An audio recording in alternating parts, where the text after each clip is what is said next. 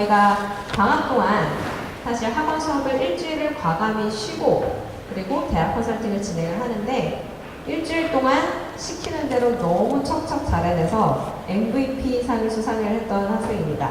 자, 이 학생은 오늘 발표자 중에서 유일하게 교환학생 1년 프로그램을 마친 후에 기독교 사립에서 2년 공부하고 올해 버팔로 뉴욕 주립대학교에 장학금을 받고 입학하는 조하민 학생의 발표를 들어보도록 하겠습니다. 박수 주시기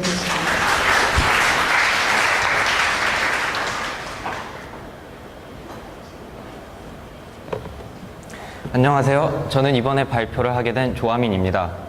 몇 년 전에 다른 선배님들의 발표를 보면서 저도 언젠가는 여기서 발표를 하겠지 하게 막연하게 생각을 했던 적이 있습니다.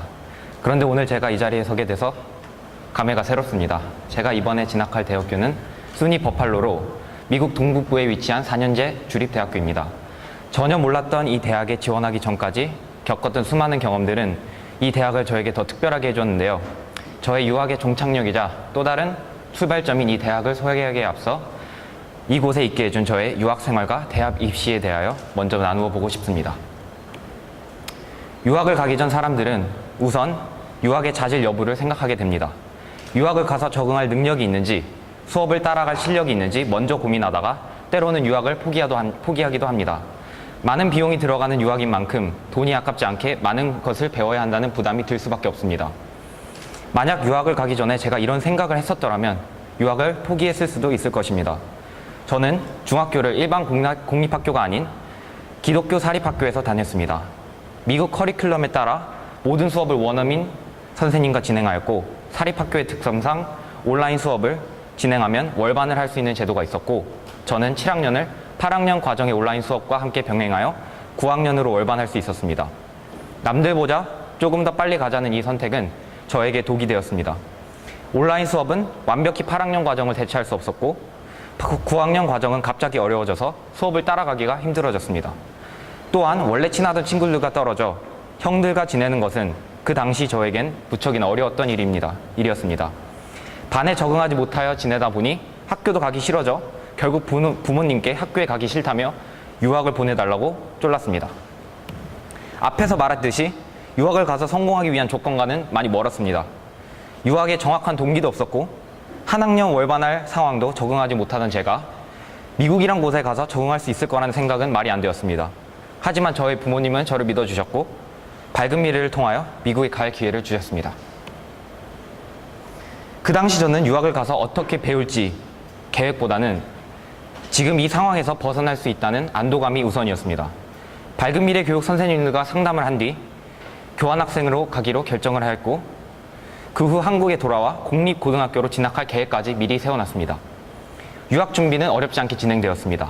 국제학교를 다니며 영어가 준비된 상태라 시험을 통과하는 것은 어렵지 않았고 호스트 과정의 배정도 잘 진행돼 미국 오리건주에 위치한 벤던 하이스쿨로 진학이 결정되었습니다. 미국에 가보니 월반을 한 것보다 훨씬 적응하기 힘든 상황이 기다리고 있었습니다. 이번에는 문화 자체가 정반대인 나라에서 적응해야 했습니다. 작은 것을 피하려다 더 큰 것을 맞이해야 되는 상황이 되었습니다. 이제는 어디 피할 곳도 없었습니다. 여기서 포기하고 돌아가면 저는 앞으로 어떤 어려운 일을 만나더라도 이겨낼 수 없다는 생각을 하게 되었고 마음가짐이 달라지자 그 상황을 보는 시각도 달라졌습니다. 부딪히고 이겨내자는 생각을 하게 되자 막상 제 앞에 있던 문제들은 그리 큰 문제들이 아니었습니다. 친구들도 자신감 있게 사귈 수 있었고 수업도 어렵지 않게 들을 수 있었습니다. 한국에 있었을 때 저의 문제였던 도전도 안 해보고 피했던 태도를 바꿀 수 있는 계기가 되었습니다. 저희가 앞으로 마주칠 어려운 시간들이 있겠지만 그것을 어떤 마음가짐으로 대하느냐에 따라 그것을 극복하며 배울 수도 있고 그냥 피하거나 도망칠 수도 있다는 것을 깨닫게 되었습니다. 유학기간 동안에는 이런 문제가 더 심각하게 다가올 수도 있지만 앞으로 생활하며 이 또한 배워나가는 시간이라고 생각하고 꼭 이겨낼 수 있기를 바랍니다. 미국 교환학생 1년의 시간이 흐르고 저는 다시 한국에 와 한국 고등학교로 진학하기 위해 준비를 하였습니다. 하지만 뜻하던 대로 되지 않고 학적 문제가 제대로 처리되지 않아 저는 한국 공립학교로 들어갈 수 없게 되었습니다. 어쩔 수 없이 저는 미국으로 다시 돌아가야만 했습니다. 또 새로운 지역으로 가는 것이라 많이 긴장도 되고 뜻대로 되지 않아 불평도 할 뻔했지만 이번에는 이것을 기회로 받아들였습니다. 이번에 가게 된 학교는 앞서 처음으로 발표했던 태완이와 같은 학교인 펜실베니아 주에 있는 비벌 카운티 크리스천 스쿨이었습니다. 이번에는 교환학생 1년 동안의 경험을 살려 쉽게 적응할 수 있었습니다. 친구들도 많이 사귀어 저의 11학년, 12학년을 정말 편하고 즐겁게 보낼 수 있었습니다. 하지만 너무 즐겁게 보낸 탓인지 실수를 하게 되었습니다. 저는 평소에 무난하게 아무 대학이나 들어갈 수 있겠지라는 생각을 하고 있었습니다. 입시에 대하여 진지하게 생각해오지 않았고 대학 준비도 학교 성적 외에 토플이나 SAT 등 입시에 필요한 활동들에 소홀히 했습니다. 12학년이 되기 전 여름, 밝은 미래 선생님들과 가족들과 상의를 하여 한국 대학으로 입시를 결정했고 저는 무난히 졸업 후 한국에 와서 입시를 시작하면 되겠지라는 말도 안 되는 생각을 하고 있었습니다.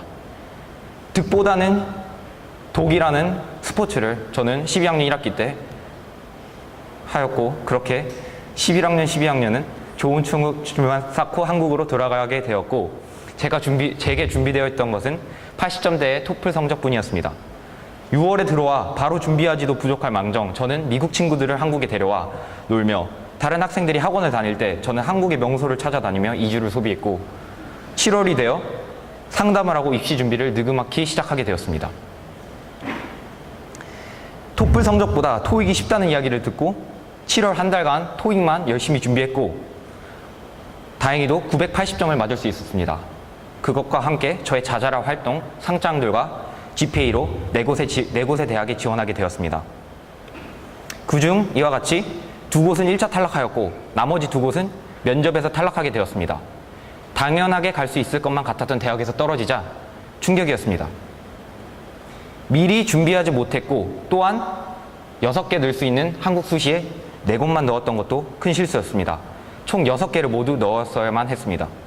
한국 대학 입시 정보가 많이 또한 부족하였습니다. 또한 활동을 많이 보는 전형이었지만 저는 내세울 만한 활동이 특별히 없었습니다.